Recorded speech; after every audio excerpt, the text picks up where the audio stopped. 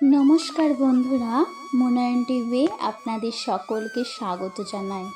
ভগবান শ্রীকৃষ্ণের জীবন ও তার সঙ্গে জড়িত লীলার সম্পর্কে আমরা সকলেই জানি, কিন্তু আজকে আমরা আলোচনা করব ভগবান শ্রীকৃষ্ণের মৃত্যু থেকে শুরু করে তার জগন্নাথ রূপে রূপান্তরিত হবার কাহিনী এবং পুরীর মন্দিরের অলৌকিক কিছু রহস্যের কথা। ভিডিওটির মূল পর্বে যাবার আগে বলবো বন্ধুরা, ভিডিওটি যদি ভালো লেগে থাকে আমার চ্যানেলটিকে সাবস্ক্রাইব করবেন, তার সঙ্গে ভিডিওটিতে একটি লাইক করবেন এমন ধরনের নিত্য নতুন ভিডিও দেখার জন্য। চলুন তাহলে ভিডিওর মূল পর্বে যাওয়া যাক। ভগবান বিষ্ণুর অষ্টমতম অবতার, যিনি পৃথিবীতে আবারও ধর্মের স্থাপন করতে, অধর্মের নাশ করতে কৃষ্ণরূপে জন্মগ্রহণ করেন। ভগবান শ্রীকৃষ্ণের সমস্ত লীলা এবং জীবনচরিত সম্পর্কে অনেকেই জানেন, কিন্তু তার শেষ জীবন থেকে শুরু করে মৃত্যু পর্যন্ত যাত্রা অনেকেরই অজানা রয়েছে। তাহলে চলুন ভগবান শ্রীকৃষ্ণের শেষ জীবন থেকে শুরু করে তার মৃত্যু পর্যন্ত যাত্রা জানা যাক। ভগবান কৃষ্ণের 16,108টি স্ত্রী ছিল। তার মধ্যে থেকে 8 জন স্ত্রীর সঙ্গে নিয়ম অনুসারে তার বিবাহ হয়েছিল, আর ওই 8 স্ত্রী থেকে 10টি করে পুত্র ছিল। অর্থাৎ ভগবান কৃষ্ণের মোট 80টা পুত্র ছিল, যা যদু বংশকে আগে এগিয়ে নিয়ে যাচ্ছিল। কিন্তু মহাভারতের যুদ্ধ যখন শেষ হয়, তখন কৌরবদের মা গান্ধারী যখনই জ্ঞান হয় যে কৃষ্ণ স্বয়ং ভগবান বিষ্ণুর অবতার, তখন তিনি কৃষ্ণকে বলেন, যদি তুমি চাইতে তাহলে এই যুদ্ধ হয়তো হতো না, আর ভাইয়ের হাতে ভাইয়ের মৃত্যুও হতো না, কারণ তুমি স্বয়ং ভগবান। যার উত্তরে ভগবান শ্রীকৃষ্ণ বলেন, হ্যাঁ, এই যুদ্ধকে হয়তো আমি আটকাতে পারতাম, কিন্তু এই যুদ্ধ হওয়া ধর্মের রক্ষার জন্য অনিবার্য ছিল। যার প্রত্যুত্তরে গান্ধারী ভগবান শ্রীকৃষ্ণকে অভিশাপ দিলেন, যেভাবে আমি চোখের সামনে আমার 100 পুত্রকে মরতে দেখেছি, হে কৃষ্ণ, তোমার বংশ ঠিক একইভাবে নষ্ট হয়ে যাবে, আর তোমার পুত্ররাও একে অপরকে মেরে তোমার বংশকে সমাপ্ত করে দেবে। মহাভারতের যুদ্ধের 36 বছর পরে ভগবান কৃষ্ণের সমস্ত পুত্রের নিজ নিজ শক্তির অহংকার হয়ে যায়, আর তারা নিজেদের মধ্যে লড়াই করে একে অপরকে মেরে দেয়। আর এইভাবেই ভগবান কৃষ্ণের সমস্ত যদু বংশের নাশ হয়ে যায়। আর এটাই সেই কারণ যার সাথে ভগবান কৃষ্ণের সমস্ত লীলার সাথে সাথেই তার পৃথিবীতে এই অবতারের সমাপ্ত করার সময় এসে গিয়েছিল। নিজের পুত্রদের মৃত্যুর পরে একদিন ভগবান কৃষ্ণ জঙ্গলে একটি বৃক্ষের তলায় নিজের পায়ের উপর পা তুলে বসে রয়েছে। শাস্ত্রমতে ভগবান কৃষ্ণের প্রাণ তার পায়ের তলায় ছিল। জঙ্গলে কিছুক্ষণ বসার পর তার পায়ের তলায় এক শিকারীর তীর এসে লাগে। যখনই সেই জড়া নামের শিকারী দেখে তার তীর ভগবান শ্রীকৃষ্ণের পায়ের তলায় এসে লেগেছে, তখন তিনি কৃষ্ণের পা ধরে ক্ষমা চেয়ে কাঁদতে থাকেন।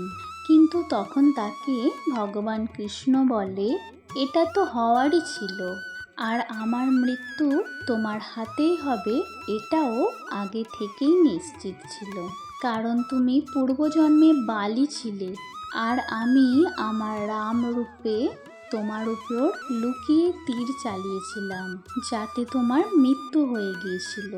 আর তখন তোমার স্ত্রী আমাকে অভিশাপ দিয়েছিল যে যখন আমি পৃথিবীতে কৃষ্ণরূপে অবতরণ হব, তখন আমার স্বামীর তীর তোমার মৃত্যুর কারণ হবে।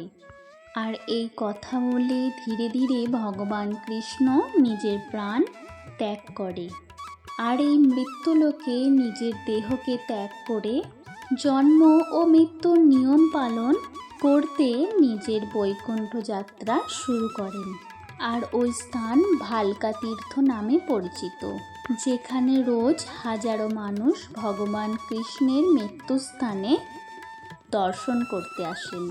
কথিত আছে ভগবান কৃষ্ণের জন্ম 3112 খ্রিস্টপূর্বাব্দে হয়েছিল। মহাভারত যুদ্ধের সময় ভগবান কৃষ্ণের বয়স 56 বছর ছিল।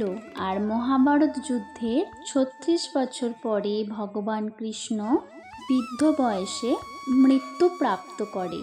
এখনো পর্যন্ত আপনারা জানলেন ভগবান কৃষ্ণের মৃত্যু কিভাবে হয়েছিল, কোন পরিস্থিতিতে হয়েছিল, আর কে তাকে মেরেছিল। কিন্তু এটা কি সত্যি ভগবান শ্রীকৃষ্ণ মৃত্যু প্রাপ্ত করেছেন, নাকি এখনো পর্যন্ত কিছু অজানা, কিছু লুকানো রহস্য রয়েছে? টেকনিক্যালি অথবা মেডিকেলি দেখা যায় একটি মানুষকে তখনই মৃত বলে মনে করা হয় যখন তার হৃদস্পন্দন বন্ধ হয়ে যায়। কিন্তু যদি হৃদস্পন্দন ক্রিয়া চলে তখন সেই মানুষকে মৃত বলে মেডিকেলি বলা হয় না। কিন্তু আপনারা ভাববেন এইসব কথা ভগবান শ্রীকৃষ্ণর সাথে কিভাবে সংযুক্ত? হ্যাঁ, অবশ্যই সংযুক্ত আছে, কারণ আজ পর্যন্ত ভগবান শ্রীকৃষ্ণের হৃদয় স্পন্দন করছে আর তারই সঙ্গে জীবিত অবস্থায় রয়েছে। নিজের মৃত্যুর আগে ভগবান শ্রীকৃষ্ণ যদুবংশের সমস্ত স্ত্রীদের পাণ্ডবদের বড় ভাই যুধিষ্ঠিরের কাছে পাঠিয়ে দেন। আর এও বলেন কিছুদিনের মধ্যে দ্বারকা নগরী জলে সমাহিত হয়ে যাবে। সেই দ্বারকা নগরী আজও দাপর যুগের কৃষ্ণের নগরী হওয়ার প্রমাণ হয়ে সমুদ্রের নিচে রয়েছে। কথিত আছে যখন পাণ্ডবদের কাছে ভগবান কৃষ্ণের মৃত্যুর খবর যায় তখন স্বয়ং ভগবান কৃষ্ণের শেষ কৃত্য সম্পন্ন করেন। কিন্তু অগ্নিতে সমর্পিত হওয়ার পরে যেখানে ভগবান কৃষ্ণের সমস্ত শরীর জ্বলে ভস্মতে পরিণত হয়েছিল, সেখানে ভগবান কৃষ্ণের হৃদয় অগ্নিও জ্বালাতে পারেনি। আর যখন পাণ্ডবরা তা দেখেন ভগবান কৃষ্ণের হৃদয়কে অগ্নিও জ্বালাতে পারেনি, তখন তারা সেই হৃদয়কে জলে ভাসিয়ে দেয়। জলে ভাসতে ভাসতে ভগবান কৃষ্ণের হৃদয় এক কাঠের গুঁড়ির আকার নিয়ে নেয় আর বয়ে গিয়ে দক্ষিণ ভারতে ভগবান কৃষ্ণের হৃদয় রাজা ইন্দ্রদ্যুম্ন পান। রাজা যখন এই হৃদয়ের সত্যতা জানতে পারেন তখন রাজা ইন্দ্রদ্যুম্ন ভগবান শ্রীকৃষ্ণের মূর্তি বানিয়ে হৃদয়কে তাতে স্থাপিত করার সিদ্ধান্ত নেন। আর স্বয়ং ভগবান বিশ্বকর্মা মূর্তিকারের রূপ নিয়ে সেই মূর্তি বানাতে আসেন। তিনি কাঠ দিয়ে সেই মূর্তি বানানোর কথা বলেন আর এও বলেন 21 দিন ওই ঘরের দরজা যেন না খোলা হয়। তারপর ভগবান বিশ্বকর্মা ভগবান কৃষ্ণের মূর্তি বানানো শুরু করে দেয়। কিন্তু কিছুদিন পরে যখন ওই ঘর থেকে কোনো শব্দ না আসে তখন ওই ঘরের দরজা খুলে দেওয়া হয়। আর যখনই সে দরজা খোলা হয় তখনই ভগবান বিশ্বকর্মাও উধাও হয়ে যায়। কিন্তু কাঠের তৈরি সেই মূর্তি অসম্পূর্ণ রয়ে যায়। আর রাজা তখন সেই অসম্পূর্ণ মূর্তিগুলোকে মন্দিরে স্থাপন করে দেয়, যার মধ্যে একটি মূর্তি ভগবান শ্রীকৃষ্ণের, দ্বিতীয় মূর্তি বালভদ্র অর্থাৎ বলরামের, আর তৃতীয় মূর্তি সুভদ্রার। আর ভগবান জগন্নাথ দেবের মূর্তিতে স্থাপন করা হয় ভগবান শ্রীকৃষ্ণের সেই হৃদয়, যা আজও স্পন্দিত হয়। প্রত্যেক 12 বছরে একবার পুরীর সমস্ত আলো, সমস্ত প্রদীপ, সমস্ত ইলেকট্রিসিটি বন্ধ করে দেওয়া হয়। আর এই অন্ধকারেই একজন পুরোহিত, যার চোখে পট্টি বাঁধা থাকে, আর হাতেও কাপড় বাঁধা থাকে। সে নিজে ভগবান শ্রীকৃষ্ণের সেই হৃদয়কে পুরানো মূর্তি থেকে বের করে নতুন মূর্তিতে স্থাপন করে। আর এও বলা হয়, যেই সময় এই হৃদয়কে নতুন মূর্তিতে স্থাপন করা হয় তখন তাকে কেউই যেন না দেখে। তাতে দেখতে পাওয়া ব্যক্তির সাথে অশুভ ঘটনা ঘটে, এমনকি তার সংসারেও প্রলয় আসতে পারে। পুরোহিতরা বলেন, যখনই সেই হৃদয়কে তারা ওঠান তখন সেই হৃদয় জোরে জোরে স্পন্দিত হতে থাকে। আর যদি আজ পর্যন্ত ভগবান কৃষ্ণের হৃদয় স্পন্দিত হচ্ছে, তাহলে সম্পূর্ণরূপে এই কথাকে মানতে পারা যাবে না যে সত্যি ভগবান কৃষ্ণের মৃত্যু হয়ে গেছে। যদি তার শরীরের একটি অঙ্গ আজও জীবিত অবস্থায় থাকে, তাহলে তাই এই কথার সংকেত দেয় যে পরবর্তী সময়েতে এই হৃদয় কোনো না কোনো উদ্দেশ্যে ব্যবহৃত হবে। ঈশ্বরকে দিব্য, অদ্ভুত ও অলৌকিক শক্তির মালিক বলে মনে করা হয়। আর যেখানে ঈশ্বর থাকেন সেখানকার আশেপাশের সম্পূর্ণ আবহাওয়া অলৌকিক ও অদ্ভুত হয়ে যায়। এতটাই অদ্ভুত, এতটাই রহস্যময়ী যে বিজ্ঞানীরাও এই রহস্যকে বুঝতে অসমর্থ হয়ে যায়। এমনই কিছু বিষয় আপনাদের জানাবো। ভারত আজ খুব দ্রুতই উন্নতিকর দেশ, আর সেখানেই দ্বিতীয় দিকে ভারতকে নিজের ধর্ম, সংস্কৃতি আর তারই সঙ্গে জড়িত অনেক রহস্য ও অলৌকিক শক্তির আধার বলেও মনে করা হয়। ভারতের প্রাচীন মন্দির তার ঈশ্বরের প্রতি অপার শ্রদ্ধার প্রতীক মনে করা হয়। এটা সেই স্থান যেখানে রোজ কোটি কোটি ভক্ত তার অপার শ্রদ্ধা রেখে ঈশ্বরকে দর্শন করতে আসে। যেখানে একদিকে ঈশ্বরকে সংসারের পালনকর্তা আর চমৎকারী শক্তির স্বামী বলে মনে করা হয়, তাতে সেখানে তার জন্য তৈরি দেবস্থল, মন্দিরও নিজের স্থান ও চমৎকারের জন্য প্রসিদ্ধ। উড়িষ্যা শহরের পুরীতে অবস্থিত ভগবান কৃষ্ণের জগন্নাথ মন্দির, যেখানে রোজ লক্ষ লক্ষ ভক্তরা ভগবান জগন্নাথ, বালভদ্র, দেবী সুভদ্রার দর্শন করতে আসেন। এই মন্দিরের না শুধু মূর্তিগুলির, এমনকি অনেক বর্গফুটে বিস্তারিত মন্দির ভারতের অনেক রহস্যময় মন্দিরের মধ্যে এক অন্যতম স্থানে রয়েছে, যেখানে একবার নয় বরং রোজ অনেক কিছু চমৎকারী ঘটনা ঘটতে দেখা যায়। যেখানে বৈজ্ঞানিকদের দ্বারা হাজারোবার পরীক্ষা ও রিসার্চ করার পরও আজও পর্যন্ত এই রহস্য সম্পর্কে জানা যায়নি। হাজারো বছর ধরে কিছু মন্দির নিজের মধ্যে অনেক রহস্য লুকিয়ে রেখেছে, যার মধ্যে একটি হলো উড়িষ্যা শহরে পুরীতে অবস্থিত জগন্নাথ দেবের মন্দির। তাহলে চলুন আজকে আপনাদের জানাবো পুরীর মন্দিরের এমন কিছু রহস্য, যেগুলি জানার পর প্রত্যেক মানুষ চিন্তায় পড়ে যায়। আজকে আমরা একে একে আপনাদের জগন্নাথ মন্দিরের চমৎকারী রহস্যের কথা বলবো। সবচেয়ে প্রথমে জানাবো জগন্নাথ মন্দির সম্পর্কে, যে এখানে শুধুমাত্র হিন্দুদেরই প্রবেশের অনুমতি আছে। এমনকি ভারতের প্রথম মহিলা প্রধানমন্ত্রী ইন্দিরা গান্ধীরও নিজের গোটা জীবনে জগন্নাথ দেবের মন্দিরে প্রবেশ করার অনুমতি পাননি। এখন চলুন জগন্নাথ মন্দিরের এক অদ্ভুত রহস্যের দিকে। জগন্নাথ দেবের মন্দিরটি সমুদ্র তটের পাশেই তৈরি, আর এই কারণে মন্দিরের চারিদিকে সমুদ্রের ঢেউয়ের শব্দ রাত দিন শোনা যায়। মন্দিরের প্রধান দরজার বাইরে দাঁড়িয়ে বিশাল সমুদ্রের ঢেউয়ের শব্দ স্পষ্ট শোনা যায়।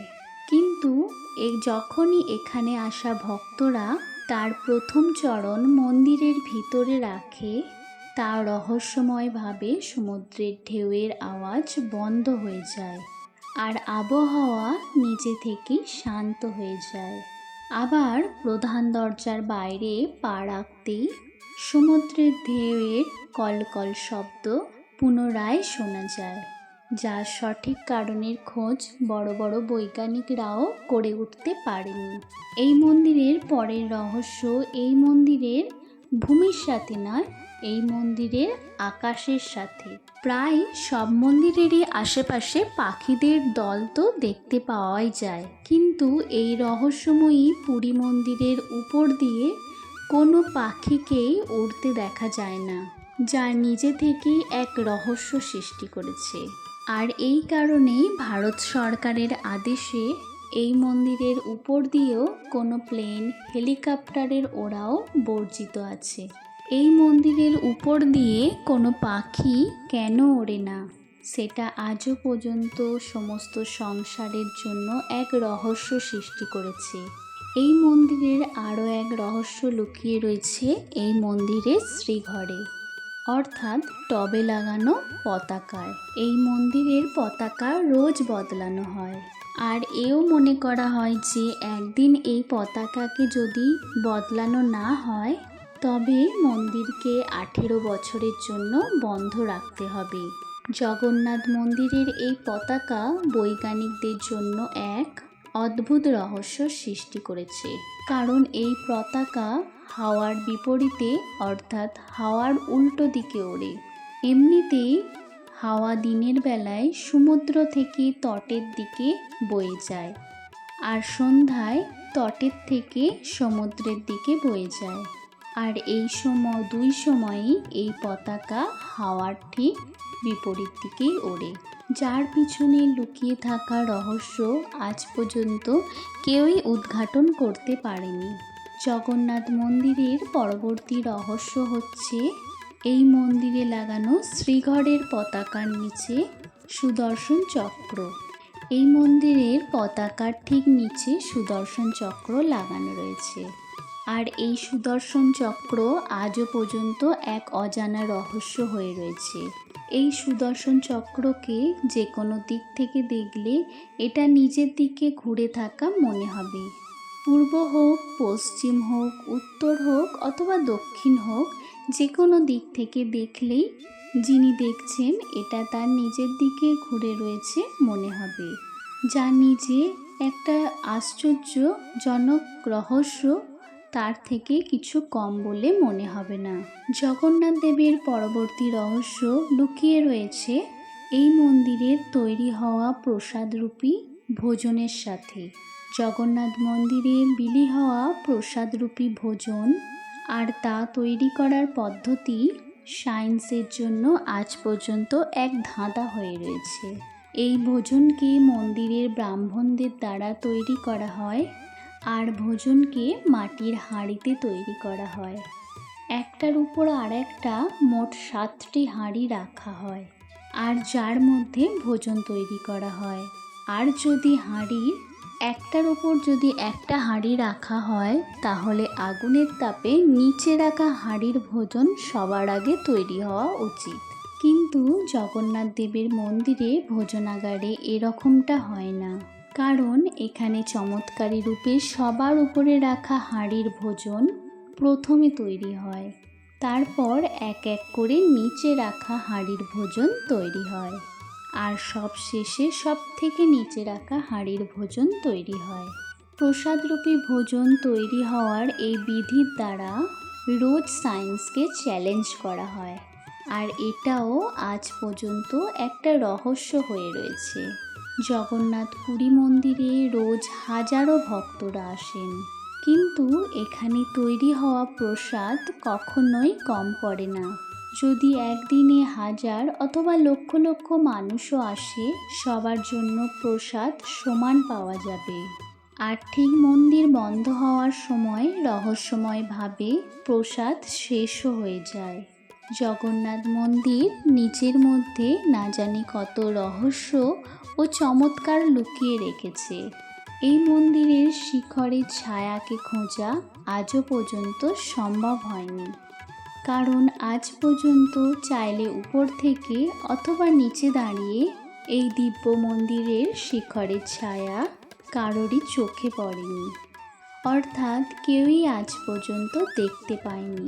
তো বন্ধুরা, জগন্নাথ মন্দিরের এই রহস্যময়ী চমৎকারের কথা আমরা আজ পর্যন্ত জানতে পেরেছি, কিন্তু নিশ্চয়ই জগন্নাথ মন্দিরের এই পবিত্র ধামে না জানি আরও কত কী রহস্য লুকিয়ে রয়েছে, যা কারো পক্ষে আজও পর্যন্ত জানা সম্ভব হয়নি, এবং ভবিষ্যতেও জানা সম্ভব হবে কি না সেই বিষয়েও সন্দেহ রয়েছে। বন্ধুরা, ভিডিওটি দেখার জন্য আপনাদের সকলকে ধন্যবাদ। সকলে ভালো থাকবেন, সুস্থ থাকবেন। জয় জগন্নাথ।